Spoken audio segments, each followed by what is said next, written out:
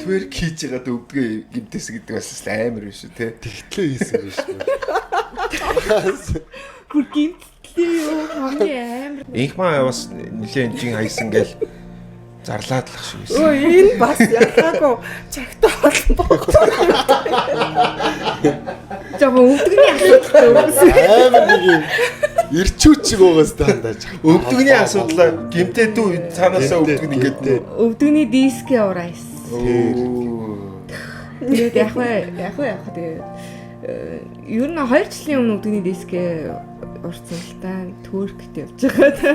Twerk жим хоёрыг хослуулж болохгүй юм лээ. Яг тэр нөө өвдгөн ингээ банк гэж хөдлөөд байгаа болохоор тэгээд хөл хийгээд нөө маргааш нь Twerk хийгээд ингээд байнга өвдгөө ажиллуулсан чинь өвдөг асуудал үүсээд.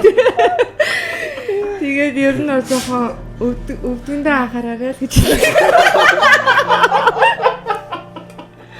Өвдгөө хайрч байгаарай. Өвдгөө дулаан байлгаарай гэж. Тэр ингээд нэг залуу хүмүүсэд шоод штэ. Өвдгөөрөөс. Шоотад үгүй ингээд бүжилчингүүд хоёр битэрэг өвдөг хоёлоо орж.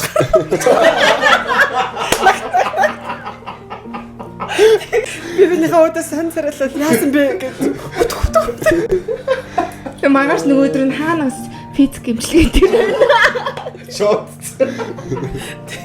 Билсэндээ сайн дарс сайхан яриа өрнүүлдэг гэж. Calve